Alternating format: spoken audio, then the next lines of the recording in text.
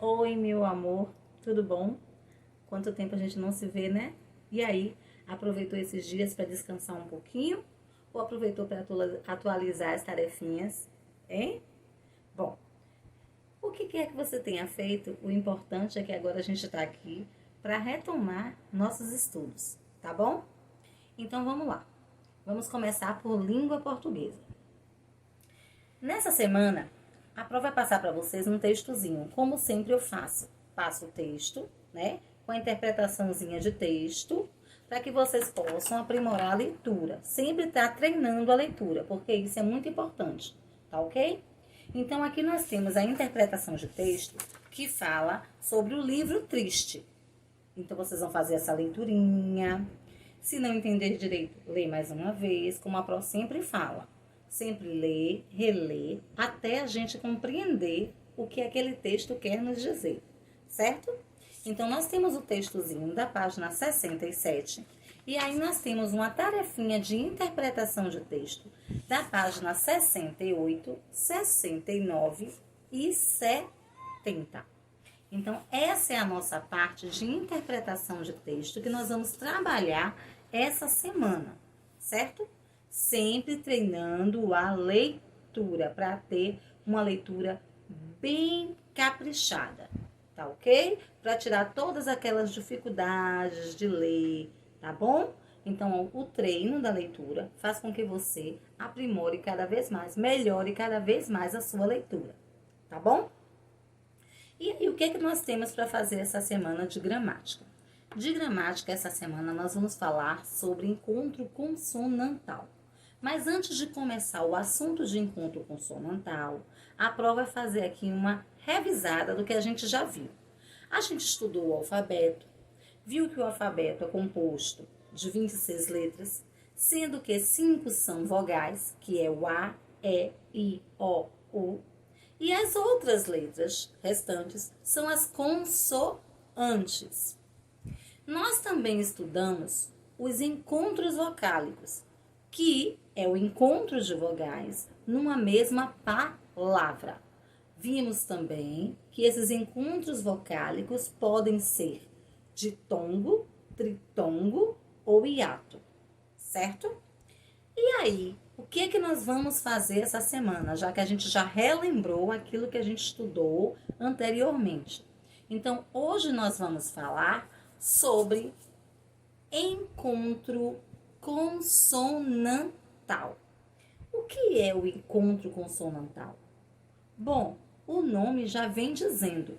Encontro consonantal é o encontro de consoantes numa mesma palavra. Quando a gente escreve uma palavrinha que duas consoantes estão juntas, nós temos ali um encontro consonantal. Para a gente ver isso aqui, a Pro escreveu algumas palavrinhas. Ó, tá vendo? A Pro escreveu aqui, ó, vidro. E nessa palavrinha vidro, nós vemos que o D e o R estão juntos. Então, nós temos aí um encontro consonantal. Depois, a Pro escreveu flores.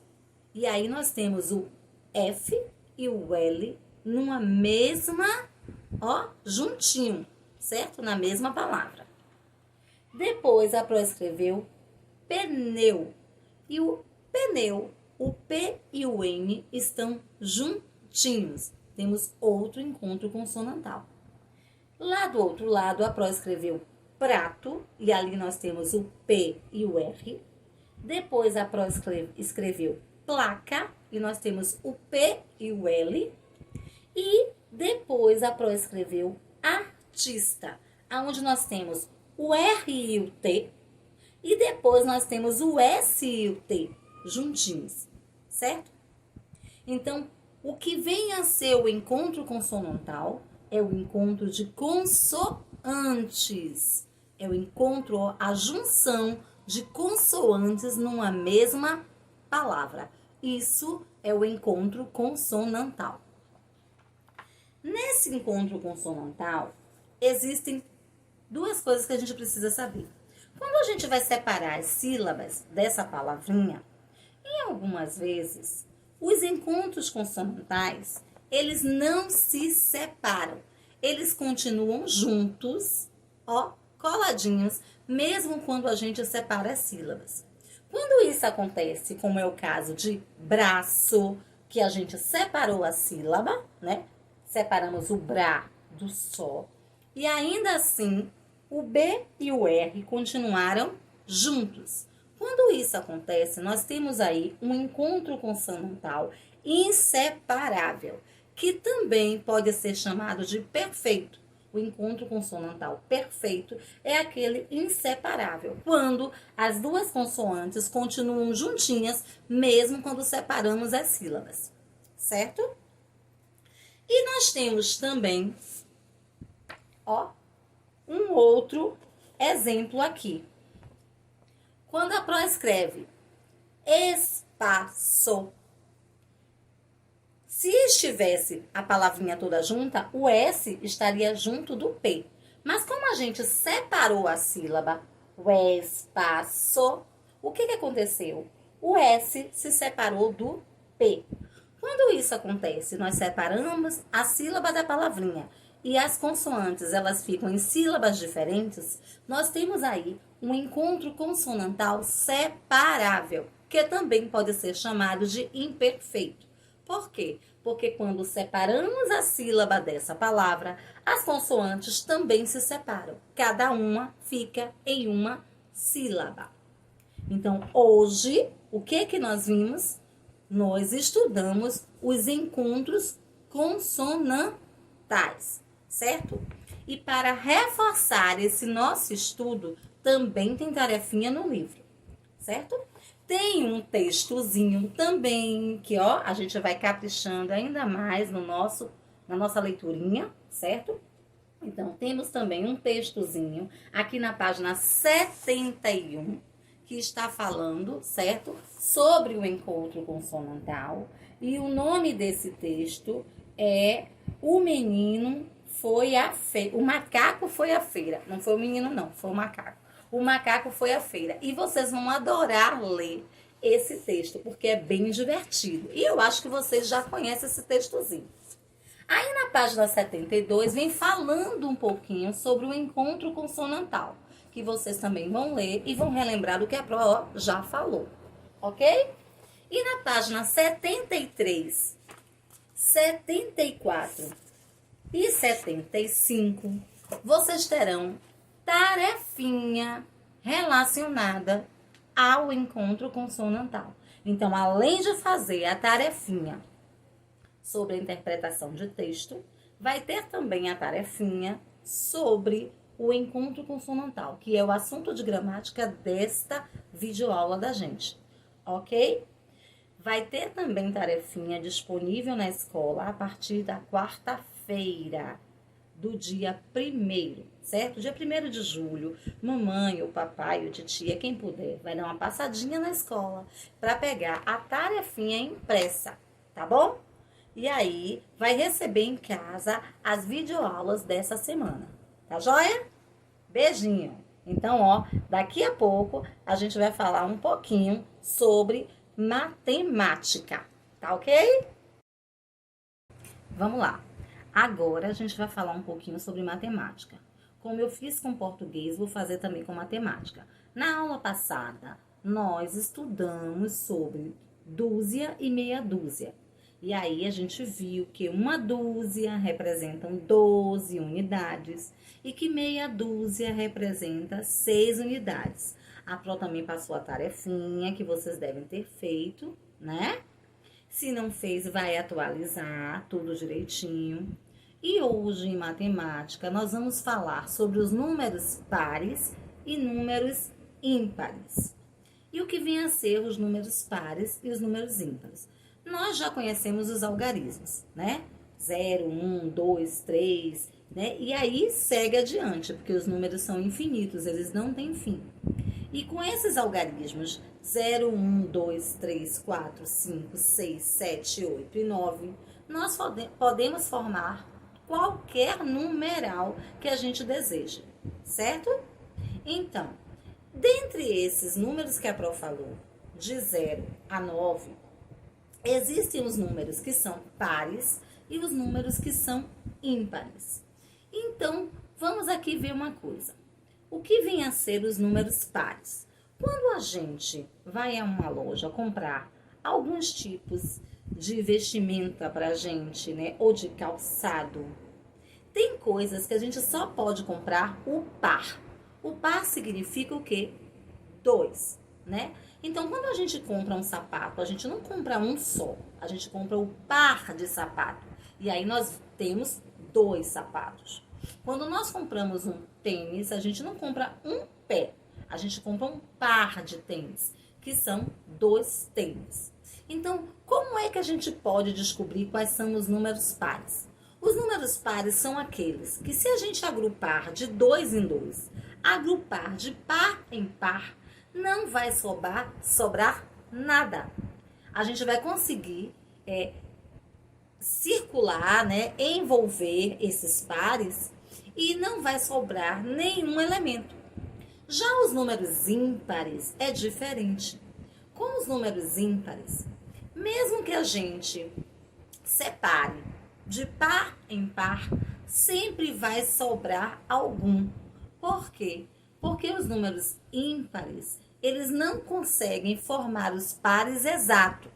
E vocês vão poder ver isso aqui no livro de vocês, na página 80, que vem falando sobre os números pares e ímpares. E vocês vão ver que nos exemplos que tem aqui, se vocês circularem de 2 em 2, aqueles conjuntos que têm os números pares, não vai sobrar nenhum elemento. Mas, quando você for circular de 2 em 2, os elementos dos conjuntos que têm números ímpares, nunca vocês vão conseguir deixar sem sobrar algum elemento. Porque os números pares, eles são agrupados de 2 em 2.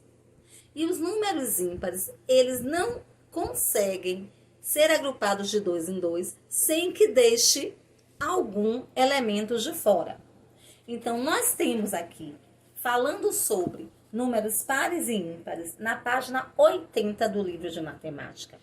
E temos tarefinhas sobre esse assunto na página 81, 82, 83 e 84, certo?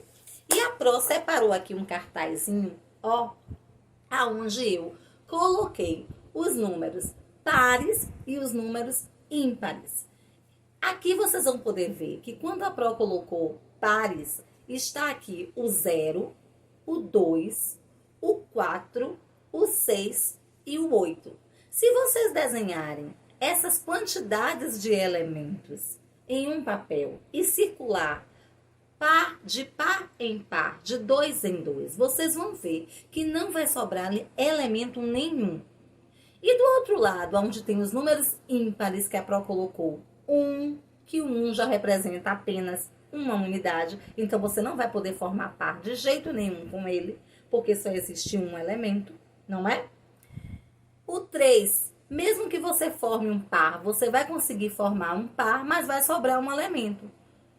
O mesmo vai acontecer com o 5, com o 7, com o 9. Por quê? Porque 1, 3, 5, 7 e 9 são números ímpares, certo?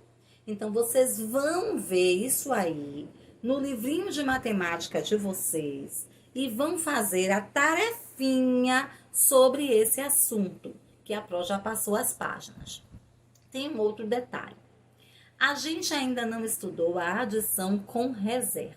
A Pro vai preparar um videozinho só falando sobre isso para enviar a vocês, certo? Que a gente vai aprender com calma, pausadamente, para que a gente consiga entender como a gente vai resolver as continhas de subtração com reserva. Mas neste momento, a nossa aulinha hoje é sobre números pares e números ímpares, que foi isso que a Pro colocou aqui nesse cartazinho para que vocês possam memorizar. E os números pares não são só esses que estão aqui. Todo número terminado em qualquer um desses aqui, terminado em 0, terminado em 2, terminado em 4, terminado em 6 ou terminado em 8, será um número par. O mesmo acontece com os números ímpares. Todo número terminado em 1, terminado em 3, em 5, em 7 e em 9 será também um número ímpar, certo? Então, quando vocês fizerem a leiturinha daqui do texto do livro de matemática falando sobre números pares e números ímpares, vocês vão poder entender melhor o que a Pro está explicando aqui. E depois vocês vão fazer a tarefinha para reforçar o que a gente está estudando, tá bom? Então, ó, muita atenção e, ó, vocês vão conseguir aprender direitinho e saber diferenciar o que é um número par de um número ímpar, tá bom? Então, agora a gente vai para a nossa próxima aula. Vamos lá. Agora a gente vai falar um pouquinho de ciências. Vamos ver. Nós estudamos sobre a planta, não é? Que a planta é um vegetal, que é um ser vivo, que nasce, cresce, se reproduz, depois morre. Estudamos também as partes da planta, né? Que é a raiz, o caule, a folha, a flor, o fruto e a semente. E vimos também que cada partezinha tem uma função, certo?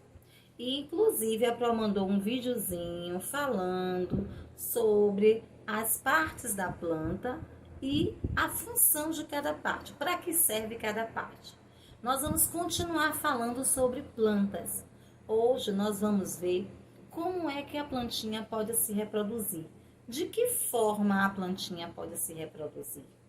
Bom, ela pode se reproduzir de duas maneiras. Através da semente ou por estaca.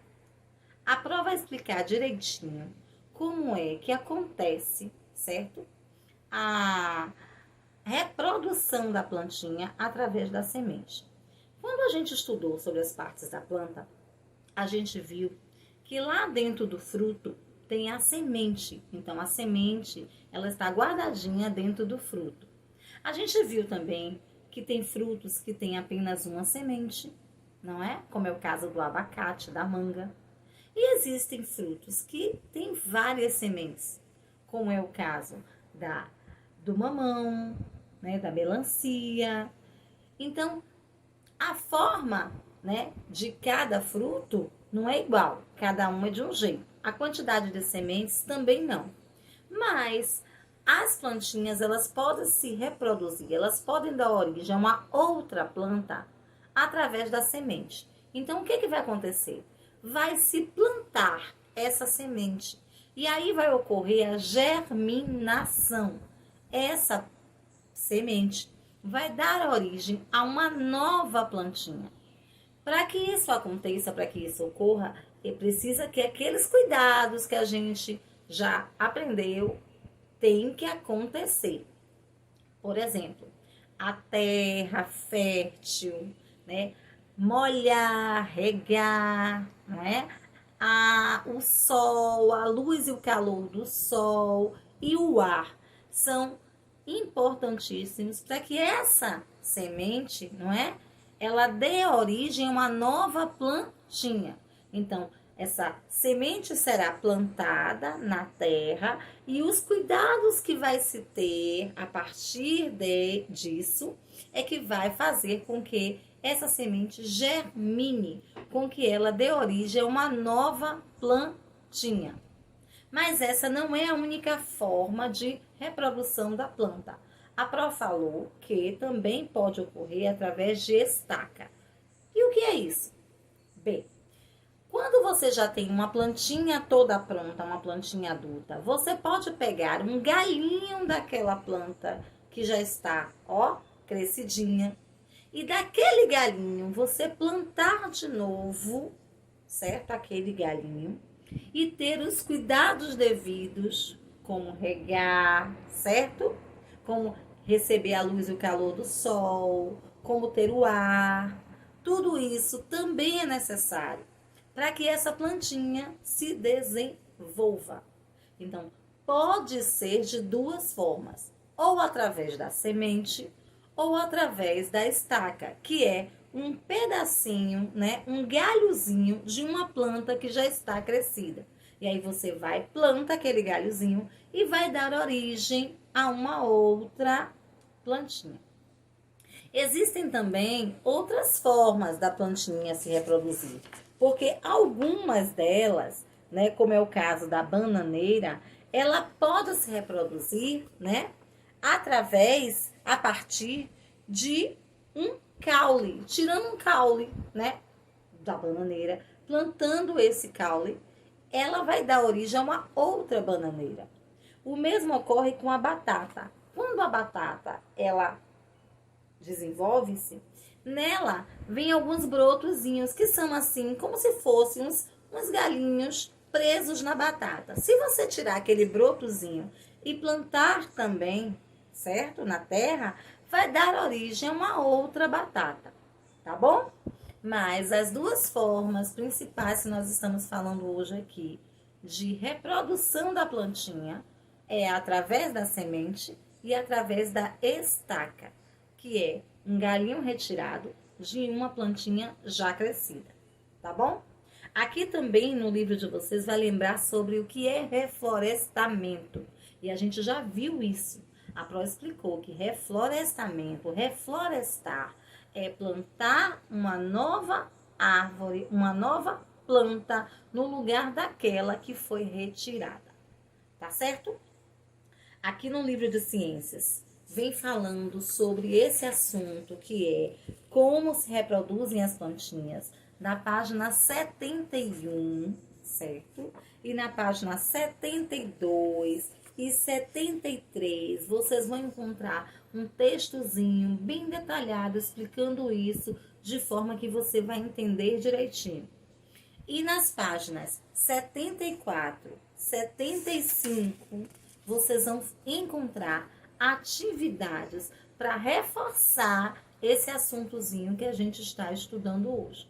Então, hoje nós estamos estudando sobre a reprodução da plantinha e nós temos leiturinha no livro de ciências e temos tarefinha nas páginas 74 e 75 do livrinho de ciências, tá bom?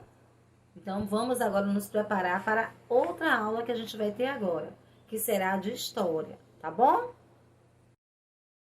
Vamos falar hoje um pouquinho sobre a família? Mais uma vez a gente vem aqui falar sobre a família, né? Então, vamos lá. Hoje a gente vai falar sobre as famílias, né? No tempo. Será que antigamente as famílias eram iguais às de hoje? Eu acho que não. Se você perguntar seu vovô, sua vovó, sua bisa, com certeza ela vai dizer que na época dela, ou na época do seu vovô, seu bisavô, era diferente. Não é como é hoje. Como é, minha pró, que a gente pode saber disso? Bom, se você conhece uma pessoa mais velha, uma pessoa idosa, você vai procurar saber dela e ela vai confirmar o que a pró está dizendo. Antes, as famílias, elas eram assim. Os pais trabalhavam fora, mas as mamães, não. Elas trabalhavam em casa, cuidando dos filhos, né? Então, existiu uma mudança de lá para cá?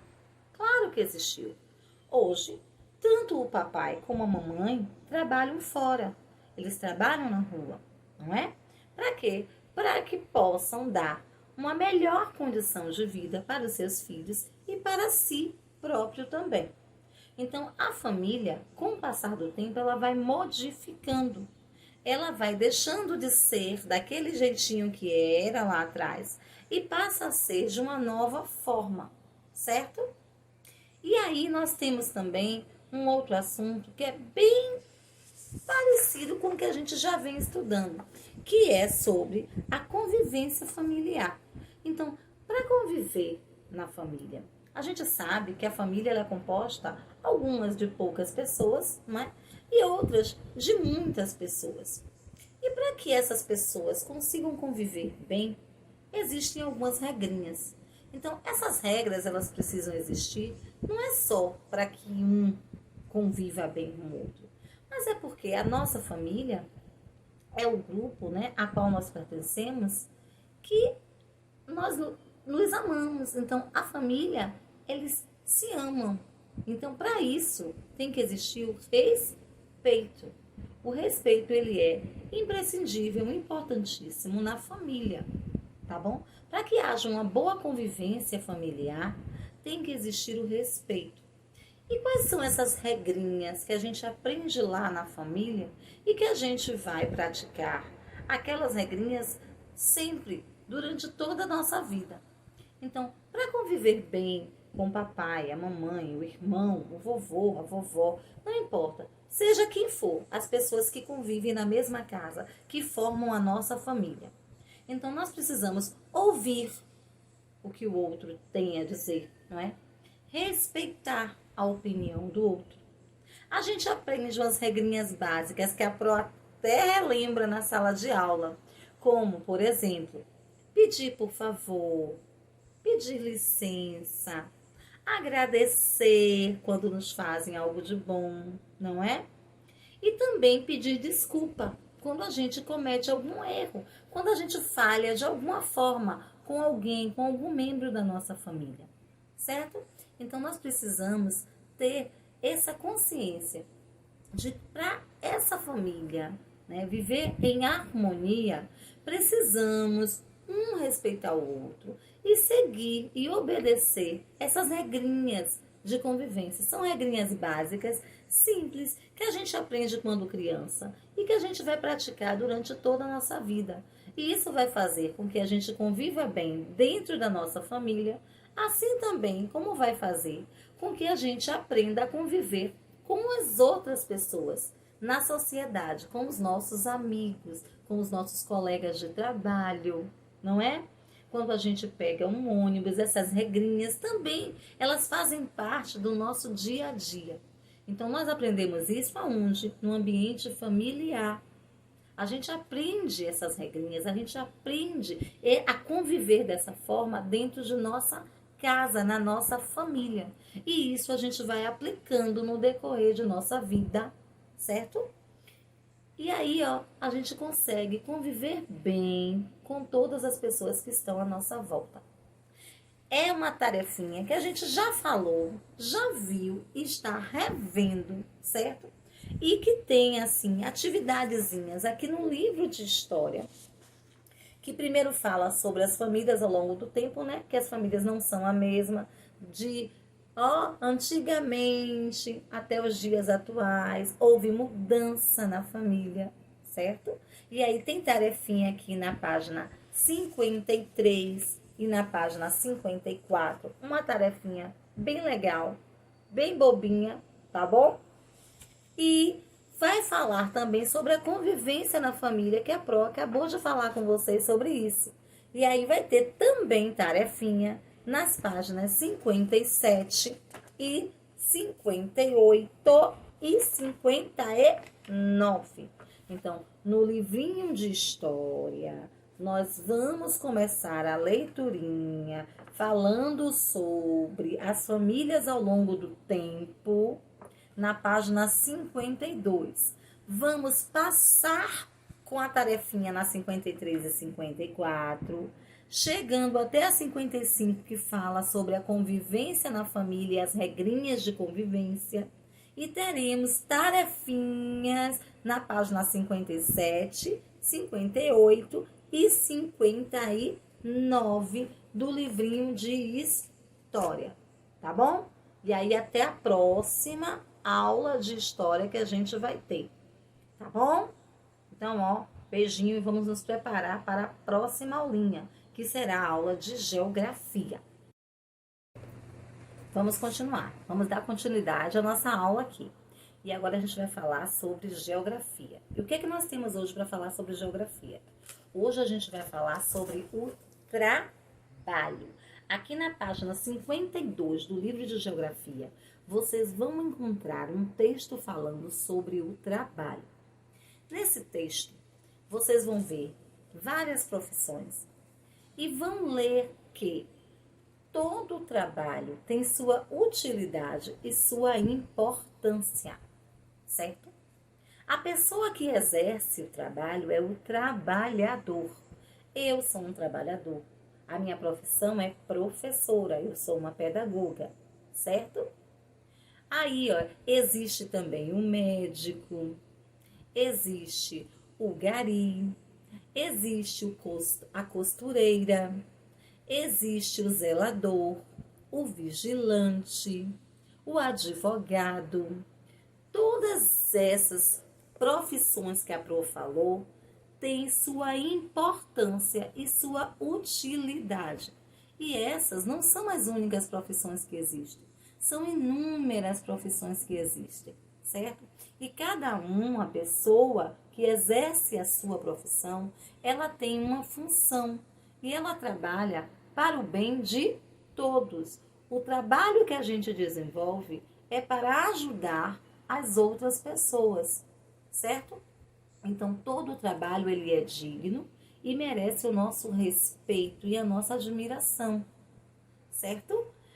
Lembram que a gente estudou sobre documentos que uma pessoa tem? E aí a gente viu que existe a carteira de identidade, existe o cartão de vacina, não foi? Existe também a carteira de trabalho. Aqui no livro de geografia de vocês, vocês vão encontrar, ó, a carteira de trabalho. Quando uma pessoa é admitida, ela é contratada para desenvolver uma função dentro de uma empresa, ela precisa apresentar a carteira de trabalho. Essa carteira de trabalho vai fazer com que essa pessoa tenha alguns benefícios, certo? Então, a carteira vai assegurar a essa pessoa um salário mensal, ela vai assegurar a essa pessoa alguns benefícios que essa pessoa terá direito por ser um trabalhador e ter a sua carteira assinada.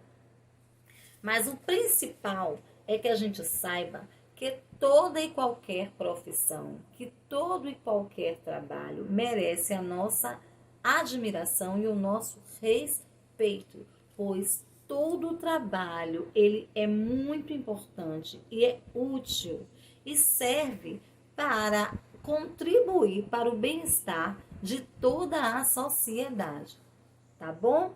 Então aqui vocês vão encontrar no livro de vocês falando sobre várias profissões. Na página 52, na página 53, vocês vão aqui ver que existe o bombeiro, o médico, o pedreiro. O que seria das pessoas se não existisse o pedreiro para construir as nossas casas? Se não existisse o gari para fazer a limpeza da rua, hein? Se não fosse o professor para ensinar-nos, para nos ajudar a desenvolver o nosso conhecimento, se não fosse o médico, o enfermeiro, a enfermeira, que nesse momento que a gente está vivendo está sendo de tamanha importância, pois está cuidando das pessoas que estão doentes, não é verdade? Então, toda e qualquer profissão merece o nosso respeito e a nossa admiração. E aqui vocês vão ver isso. E vai ter outras profissões também que vocês vão ler aqui, que está falando a respeito. E na página 54, 55 e 56, vocês vão fazer a tarefinha. Mas tem também a 57 e a 58, mas não é para fazer. Só é para fazer a página 54, 55 e 56 do livrinho de geografia, tá bom? Que está falando sobre o trabalho e as profissões, tá joia? Então, a Pro termina a nossa videoaula por aqui e ansiosa para nos encontrarmos logo na próxima videoaula. Enquanto isso, a gente vai se encontrando online, matando a saudade e tirando todas as dúvidas, tá certo? E teremos também atividadezinhas online. A Pro vai combinando com vocês, vai marcando. Não se preocupe. Fica com Deus. Um beijo no seu coração. A Pro te ama muito, tá bom? Beijão, meu lindo e minha linda.